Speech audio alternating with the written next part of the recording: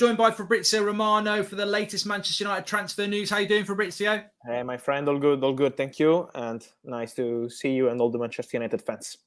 Good. We'll talk about De Jong, but I've actually got two things I want to talk about that are a little bit different.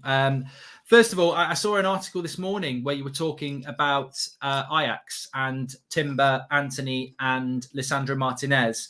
Manchester United still inquiring about those players, and I think you said that you expect them to go back in this week for that. Some United fans were quite surprised because they felt that the Timber deal was probably over now.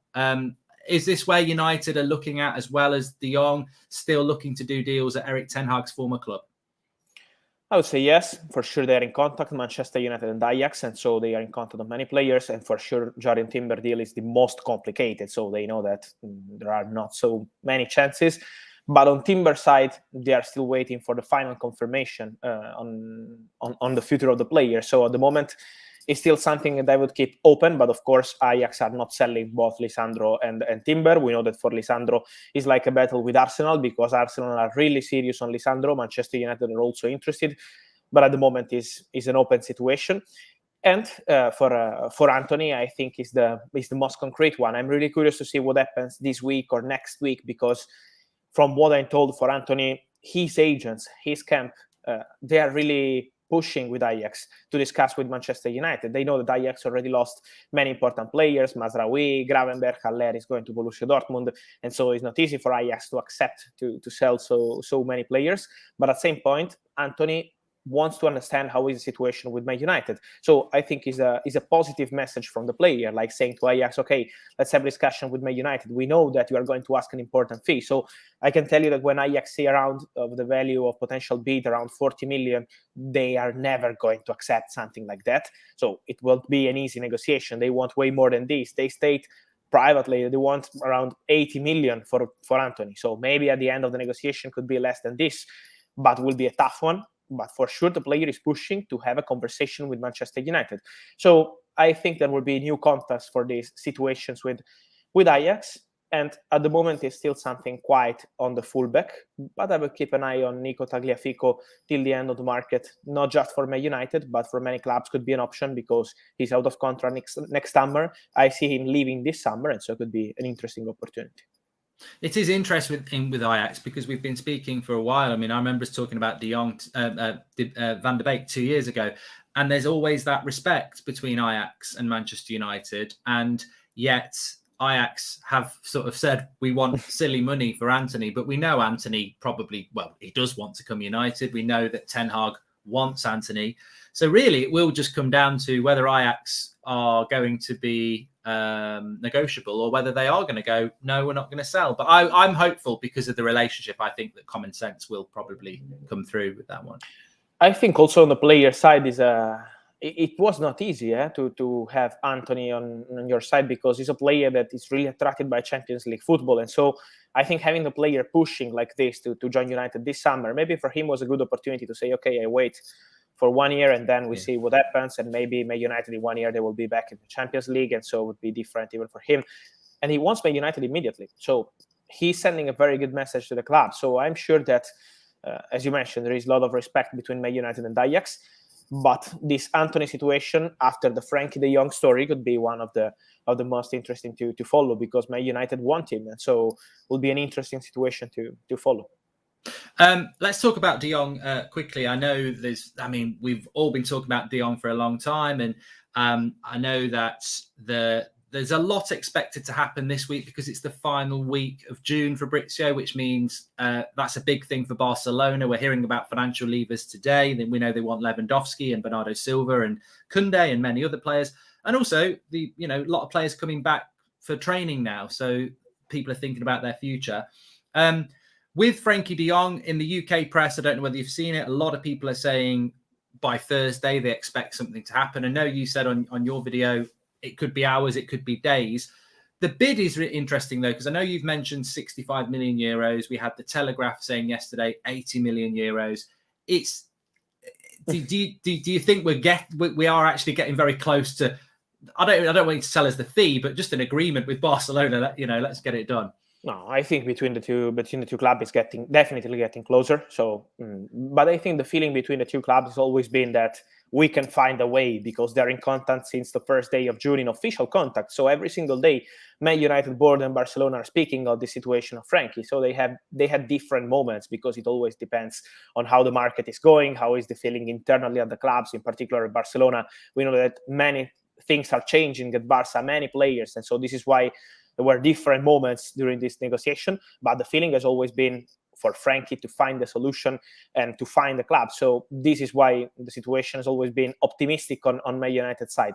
So between the two clubs, from what I'm told, the last proposal, the verbal proposal, because the relationship, let me say, is very good between Barcelona and Man United, and they're having a very good conversation. And in the last conversation they had, Man United, from what I'm told, offered verbally 65 million euros and not 80, from what I'm told. Why? Because Man United know that Barcelona need, on the financial point of view, to sell some player, need that money for Frankie de Jong, and also the key point is about the salary. They know that Barcelona have a problem with the salary of Frankie de Jong, because in case he will stay at Barca this summer, it would be a problem for them next season to pay a huge salary to Frankie de Jong, because he has a particular contract, and next season the salary would be really, really huge. And so for the salary situation at Barca, this could be an issue. And this is why Manchester United are going step by step in this negotiation. And the step they had in the last few hours, from what I'm told, is 65 million euros. Now they're negotiating with Barca, because they know that Barca always wanted 85 million euros. So there is still a gap. But they're discussing about payment terms. They're discussing about the structure of the deal, potential add-ons to be included, many things that they can discuss. For example, I will keep an eye also on a potential future sale percentage, this kind of solution who could help the two clubs to find a total solution and then to reach an agreement. And then there is the player side, because the player, I'm told that he's on holiday, he's waiting, he's really relaxed. And so this is another part of the story. We are always speaking on club side, but on player side, we have to see how fast the situation will proceed. So this is why on the timing, I don't know if it will be before Thursday, or maybe it will be on Friday, or maybe the following week, because there is also the player side. So This is why I say that the timing is still open.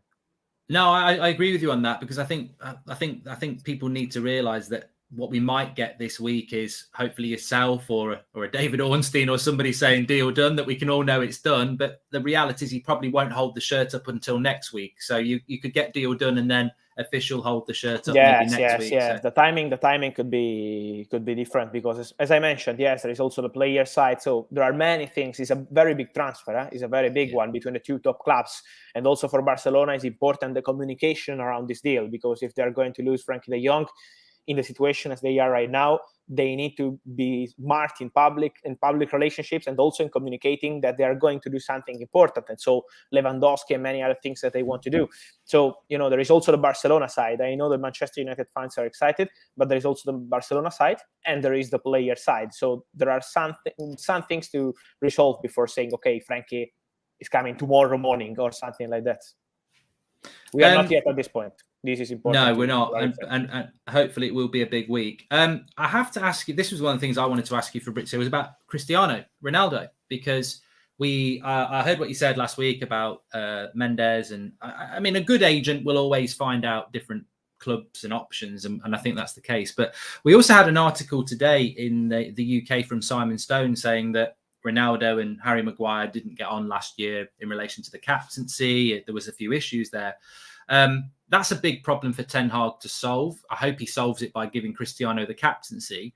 Do you think Cristiano Ronaldo will be a player for Manchester United next season, or do you think there is a chance that he could end up leaving, especially if we don't sign players?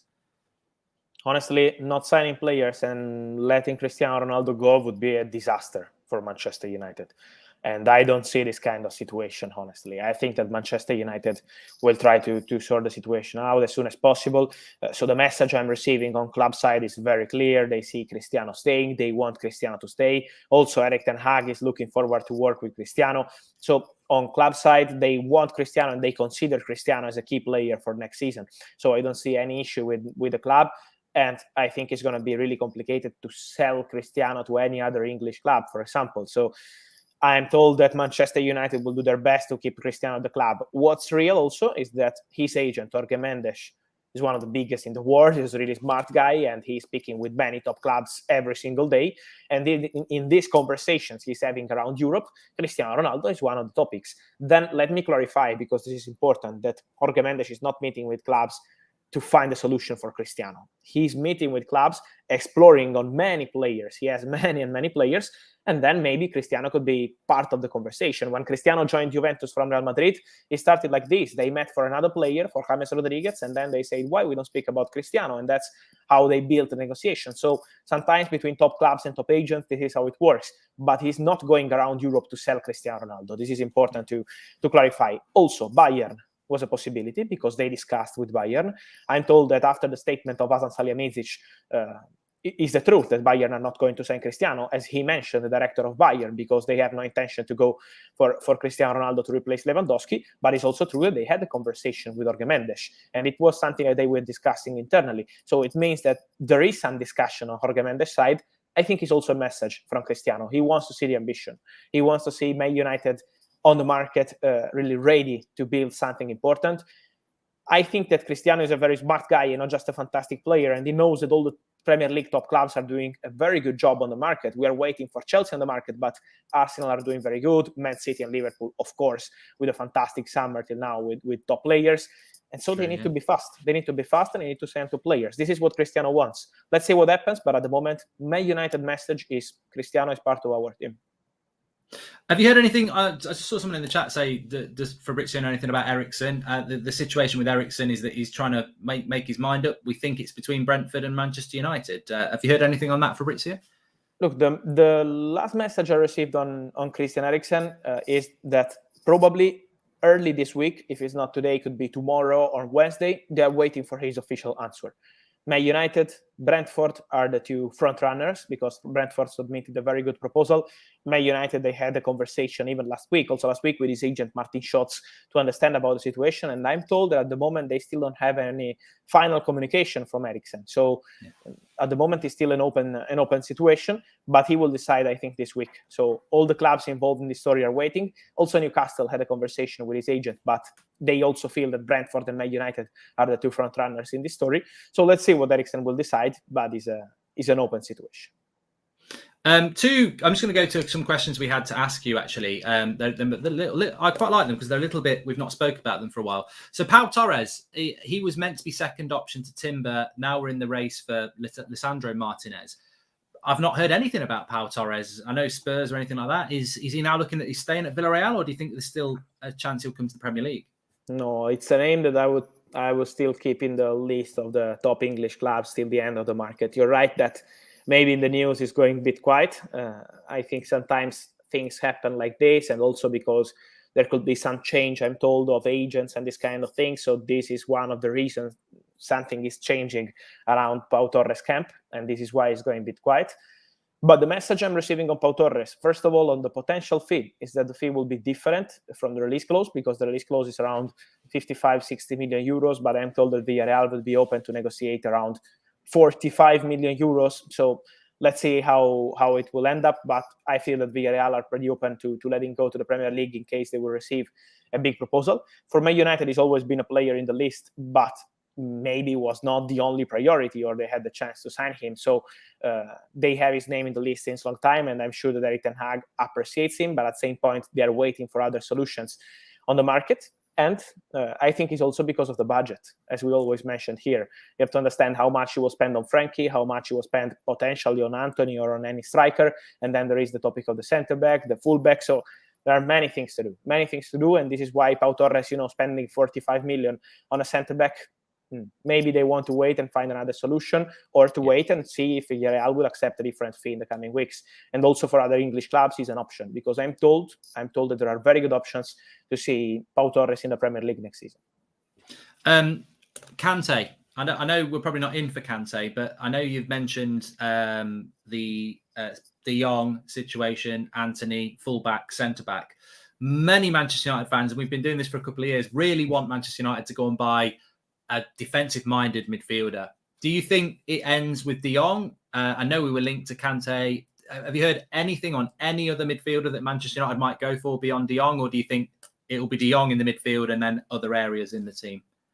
It depends. I think it depends on the opportunity. For example, a name I keep hearing around Manchester United is Ruben Neves. He's a player that is always in around Manchester United since last summer too. But the answer I'm always receiving on Ruben Neves and Manchester United is it depends on the fee. Because when on Wolves' side they discuss about 100 million euros for Ruben Neves, it's something Man United would not do. So they want to find smart solutions. Of course, Frankie is something different because for Frankie, for Erik ten Hag is something else. He's sure that Frankie would be a message to the market, not just a top signing, but a message to the market, like saying, okay, we can sign top players even if we are not in the Champions League. We are rebuilding, but we can sign a top player like Frankie de Jong.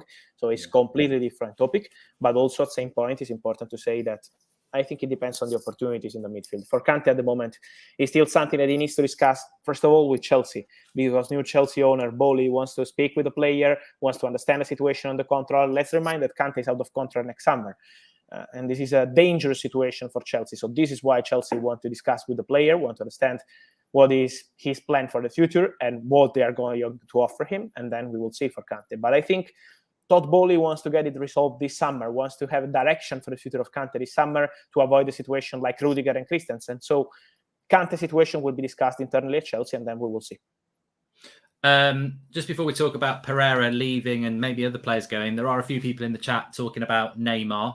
This is not, I would not like Neymar at Manchester United because I don't think it's the right sort of signing. But do you think he is leaving PSG, and do you think he could be an option for Manchester United? At the moment, I have no indication on Neymar and Manchester United, honestly. Let's remind that his salary is really, really huge. Let me say that after last summer, I feel that this kind of players, if they have a feeling around the club, around the manager, that they don't trust him, they can find a solution till the last day of the transfer market. So I would keep the situation Neymar in general, not just for Man United, open, because at the moment for Paris Saint-Germain, if they receive an approach, if they receive a proposal, Paris Saint-Germain would be open to discuss, because I'm told the new manager, Christophe Galtier, has an idea to play with a 3-5-2, and so they have Messi and Mbappe. So, for Neymar, maybe it's not the best system, but at the same point, on Neymar's side, they say Neymar is staying at PSG, Neymar is really happy at PSG, wants to win the Champions League at PSG. So this is why at the moment it's nothing like close or imminent, but I would keep the situation open because it depends on PSG also. I saw Pereira could be going to Fulham. We know Dean Henderson's gone on loan. Are there any, and many United fans are anxious about this because we've got such a big squad and we want to buy new players. Eric Bailly, Aaron Wan-Bissaka, Anthony Martial, Phil Jones. Have you heard anything on Brandon Williams, Axel Tuanzebe? Is there anything sort of you can hear that's starting to cook up around interest with those players? I think all the players you mentioned are going to leave Manchester United. It will take some time for some of them, like Tuanzebe, also Eric Bailly is another player that they are exploring options for him, also Wan-Bissaka, but at the moment they want to wait for interesting opportunities before accepting potential loan deals for these players. So this is why maybe it's taking some time, and this is absolutely normal. But also at the same point, the names you mentioned, Dean Henderson is a done deal with Nottingham Forest. They will sign once the player will be back, but it's done. It will be a straight loan, so there is no buy option because there was a big gap between the value of Manchester United and the value of Nottingham Forest. But Dean Henderson is definitely leaving Manchester United on loan. And then for Andreas Pereira, let's wait for his final answer, because there is almost an agreement between Fulham and Manchester United. Man United are prepared to accept this proposal for 10 million euros plus add-ons to arrive around 13, 14 million euros from Fulham. Marco Silva, Fulham manager, is a big fan of the player. And so let me say that for Man United would be a really important one for Andreas Pereira to leave on a permanent deal. It would be a really important negotiation, but at the same point, there is the player side, and the player doesn't know yet if he's going to accept or not Fulham. So we have to wait a bit, and we will know about Andreas. Just before you go, Fabrizio, just come in, breaking news from Mike Verwey, the Ajax journalist, saying that Arsenal have offered 40 million euros for Lisandro Martinez, but Ajax want 50 million euros. I would have thought that would be what Ajax's stance was. I don't know what your thoughts are on that. That seems a little bit cheap. No, they've said they want a lot more, don't they? I'm not surprised, and they always wanted 50. They always wanted 50 for Lisandro and 50 for Timber. So this is the price, and we know how Ajax are in the negotiation. Let's see what Man United will do, but at the moment there is still no bid from Man United for Lisandro. The first bid was from for Arsenal, 30 million, turned down, and now they are back. So I'm sure that Lisandro will be part of the negotiations this week, and let's see what Man United will decide to do on the centre-back. But now the focus is on Frankie, as we know. Fabrizio, it's been a pleasure having you on as always, and thank you very much for your time. And I'm sure you're whizzing off to do something else very, very quickly. But it's going to be a busy few weeks, isn't it? Thank you. Always busy, but we love it. I hope for Man United some new player will arrive. Thank you, Fabrizio. Take care, and we'll speak to you soon. Thank you. Bye. Bye-bye. Yeah, just to pick up on that, Stuart put it in the chat. Thanks to Fabrizio there. We'll come straight back to this. This is big breaking news. It's coming from Mike Verwey, who's been very, very good around Ajax because that's his job, even back to the point of when we were linked to Ten Hag. And effectively, this offer has come in of 40 million euros from Arsenal for Lisandro Martinez. Now, I would take this as a concern as a Manchester United fan, not just because if we miss out on Lisandro Martinez, but if they get Lisandro Martinez, they're not selling Timber. They're not going to sell Martinez and Timber. They're going to sell one. So effectively, if Arsenal get Lisandro Martinez, we ain't getting a centre-back from Ajax because we're not going to get Timber then. So it is interesting, that development. And I suppose it's the worst-case scenario for Manchester United because they don't want to be in a bidding war with Arsenal, who've been very efficient in the transfer window so far. So does that then shift us back to Pau Torres, who that's purposely why I asked Fabrizio about Pau Torres. It's gone very quiet. He said, keep an eye on it. It's still very possible that he'll come to the Premier League. He has been on the list for Manchester United before. And Pau Torres could be available. I don't know whether you picked up on this. Ajax are asking for 50 million euros for Timber and Lisandro Martinez, not as a pair individually. They want to sell one and it's 50 million euros.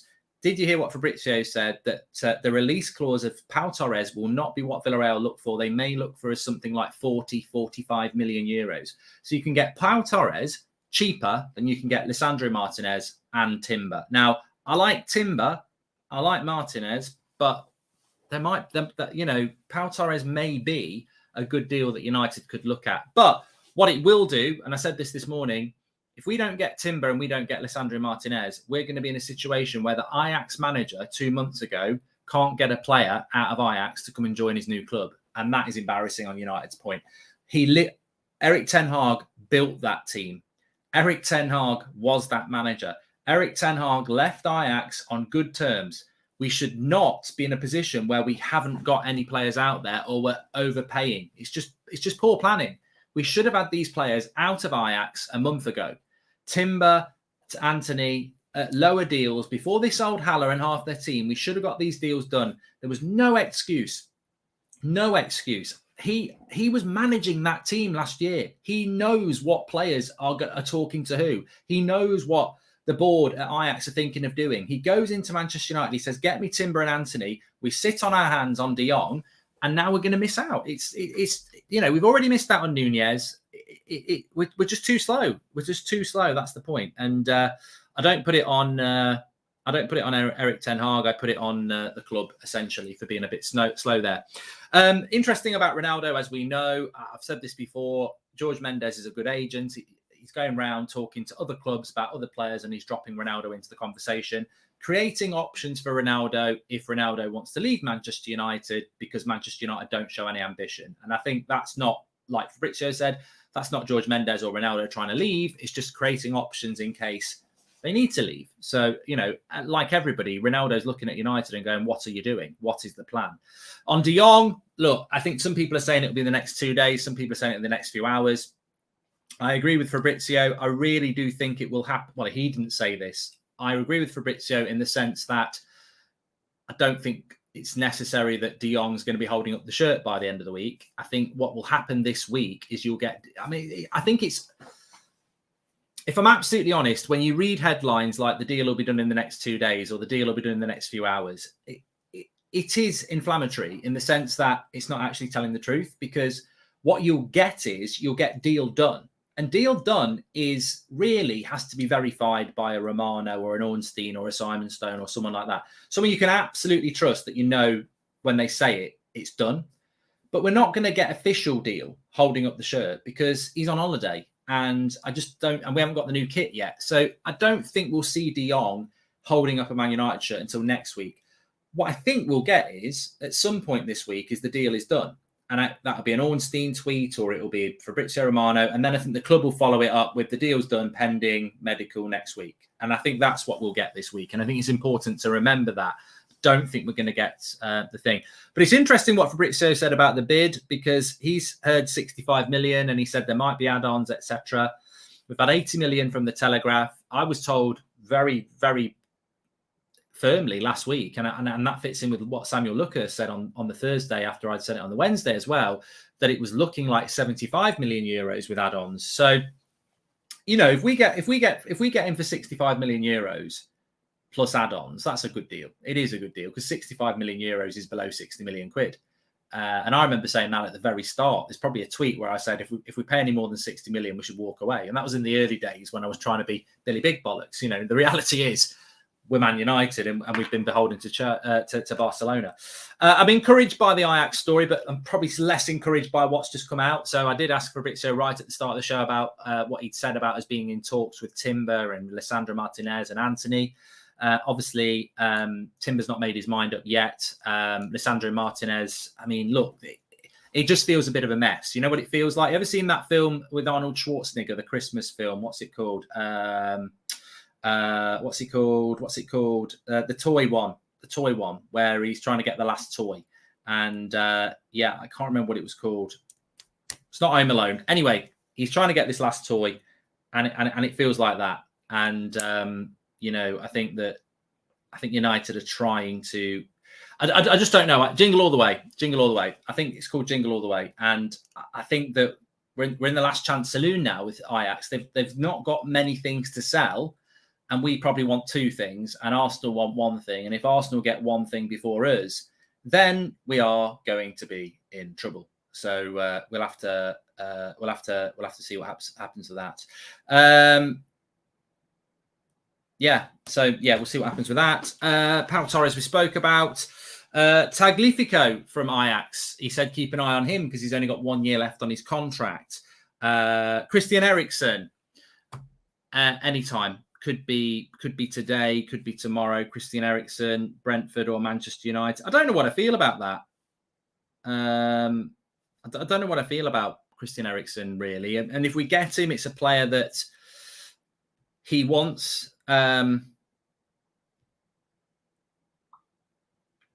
It's a player that Erik Ten Hag wants. If we don't get him, I don't feel like it's the end of the world. So yeah, I think that's an interesting one as well.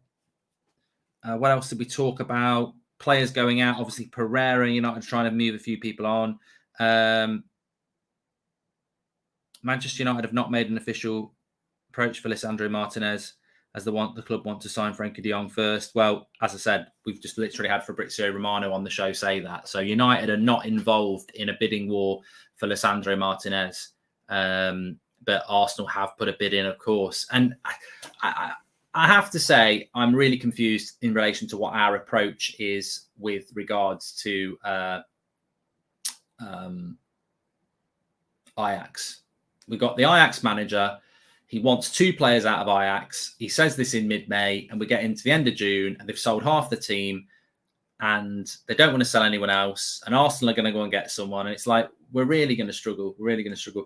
De Ligt looks like he'll go to Chelsea. I can't see United going in for De Ligt, because De Ligt would cost the same. In fact, De Ligt would probably cost more than Frenkie de Jong. So, and it was interesting as well. I mean, I did try, didn't I? I did ask Fabrizio, are we in for any other midfielders? We all want another midfielder, but it's looking like it's de Jong, Antony, a centre-back, and maybe a full-back, and Eriksen. There's not really any mention of a second midfielder. He did mention Ruben Neves, but I think the price is going to be prohibitive with him. Maybe there's a deal that can be done with Ruben Neves and Manchester United. I'd like to see a midfield 2 of Neves and Frenkie de Jong. I do think it would work, but we're just not linked to anybody else, are we? Declan Rice will go to Chelsea at some point, I think, this summer, if not next summer. So, yeah, I think we're probably struggling a little bit there as well. So, yeah, let's see. It's interesting, but I suppose that Arsenal in for Martinez thing does leave a little bit of a sour taste in the mouth, doesn't it? Because we ain't getting a centre-back out of Ajax if they get that, because they won't sell Timber anyway. Yeah, it might just be Antony that we get from Ajax. It might just be it. And then in which case, where do we go? where do we go from there? But things are going to move quickly this week, and that's what we've got to keep an eye on. Things will move very, very quickly. Thanks everyone for watching. We're back at 8 o'clock. We may be back before. I've got a big stream on FIFA if you're into that today. I've got two-legged semi-final against Barcelona. How timely. And a Liverpool-Man City head-to-head. Got to play them both for the title. So I'll be on Twitch at 3:10. Join me there. Thanks everyone for tuning in. Make sure you smash a like on the video and subscribe, bottom right-hand corner. Thanks everyone for watching, and I'll speak to you in a little bit.